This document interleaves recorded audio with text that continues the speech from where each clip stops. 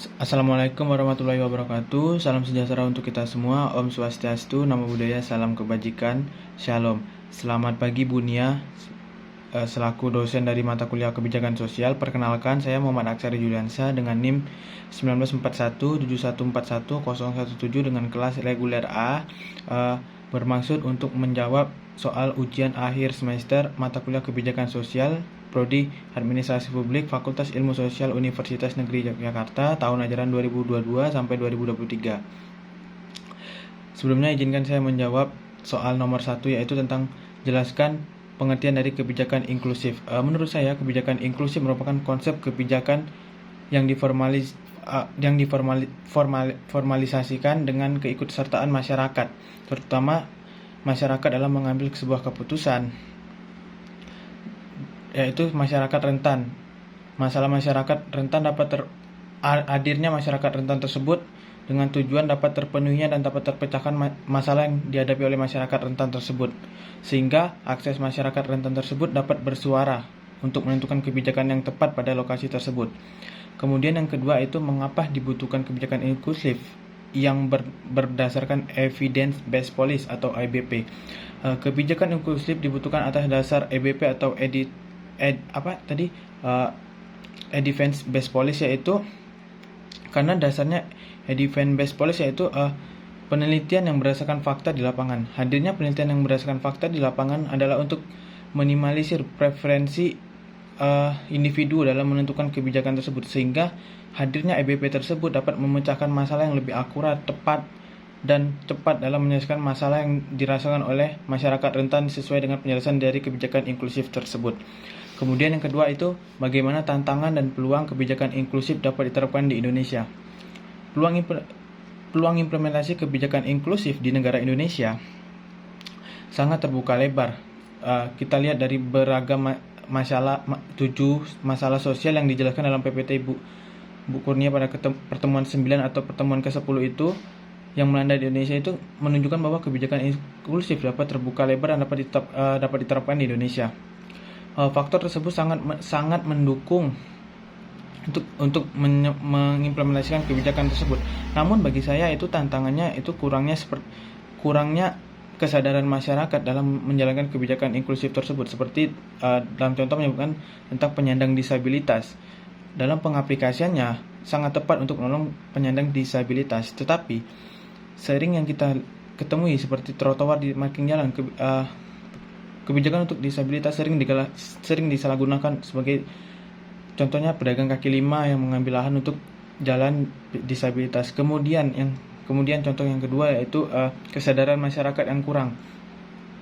Banyak masyarakat ketika kebijakan inklusif tersebut diterapkan, masyarakat seakan-akan abai akan kebijakan tersebut. Kemudian yang ketiga itu mengambil contoh dari tantangan yang disebutkan Bu Nia, yaitu perempuan dalam partisipasi publik.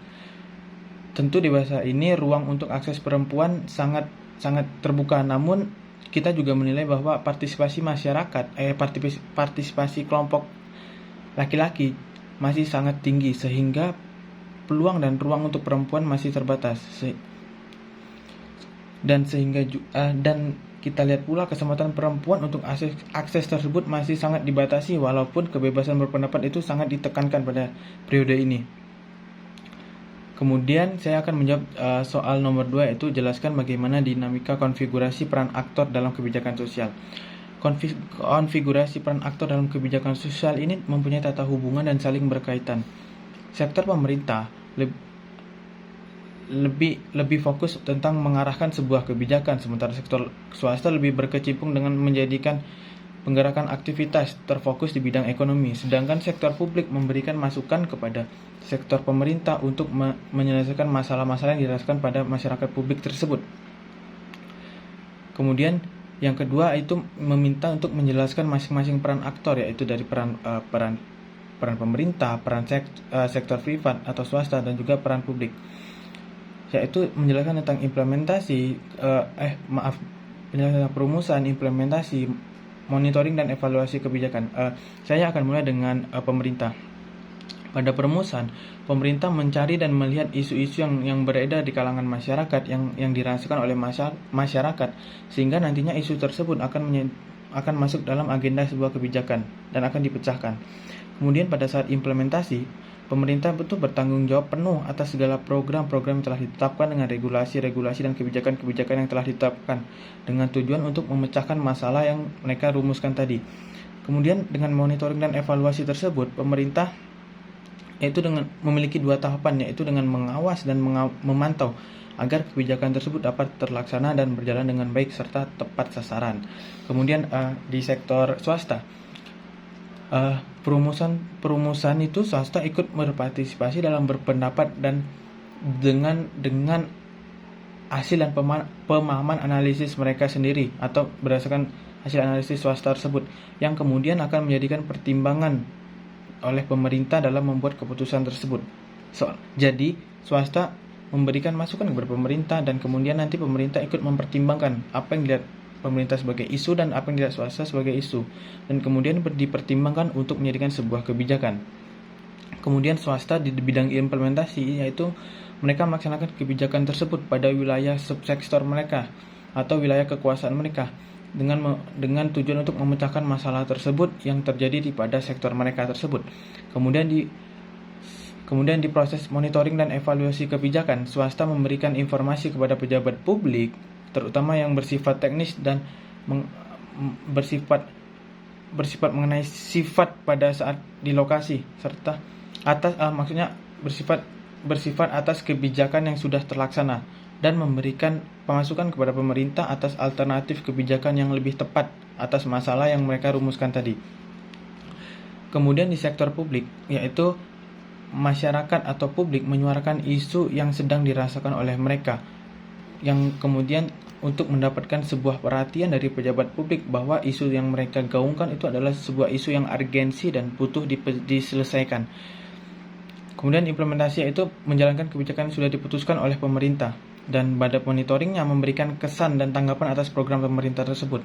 Kemudian saya akan menjawab soal nomor 3, yaitu tentang policy brief kelompok kami. Saya dari kelompok 3 yang mendapatkan tema itu poverty atau kemiskinan. Identifikasi kemiskinan di kelompok saya adalah tentang kemiskinan, ketimpangan, pembangunan. Kami melihat bahwa 3 peran itu sangat krusial dan sangat mempengaruhi sebuah masalah di negara. Tiga poin tersebut merupakan jantung pertumbuhan di sebuah negara. Kemudian yang kedua itu apakah identifikasi masalah? Ketimpangan dan kemiskinan juga pembangunan masih menjadi tantangan bagi pemangku kebijakan. Kami melihatnya itu sebagai sebuah identifikasi masalah yang harus segera diselesaikan. Kemudian yang ketiga itu menjelaskan teori apa yang saya gunakan dalam menganalisis saya. Saya menggunakan teori dari Ragnar Nurksek tahun 1953, yaitu teori lingkaran setan dalam kemiskinan. Teori tersebut mengatakan bahwa kemiskinan tidak mempunyai ujung. Segala bentuk sebab kemiskinan itu saling berhubungan. Jika dipahami lebih dalam, bahwa teori tersebut mengatakan bahwa kemiskinan dan ketidaksempurnaan suatu daerah akan menyebabkan rendahnya produktivitas. Rendahnya produktivitas akan menyebabkan kemiskinan. Kemiskinan dapat menyebabkan permasalahan-permasalahan lain, yaitu ketidaksejahteraan akan dapat menyebabkan pendidikan yang minim dapat menyebabkan berbagai masalah lainnya, seperti demikian. Kemudian yang keempat, apakah yang saya temui dalam hasil penelitian saya dan pembahasan saya? Saya menemukan bahwa hampir 36,5% penduduk di Papua itu merasakan kemiskinannya. Sedangkan jika dilihat dari daerah provinsi, hampir 4,9% penduduk kota merasakan kemiskinan. Itu menjadi diskriminasi yang tinggi antara penduduk kota dan penduduk kabupaten. Kemudian yang kelima, bagaimana kesimpulan saya? Kemiskinan di Papua saya melihat disebabkan berbagai faktor, yaitu infrastruktur, pendidikan, dan juga kesejahteraan masyarakat. Kritik saya adalah pemerintah harus tentu harus memperhatikan provinsi Papua, terlebih merasakan kemiskinan lebih dari 10 tahun. Dan intervensi pemerintah juga harus terlaksana dengan maksimal.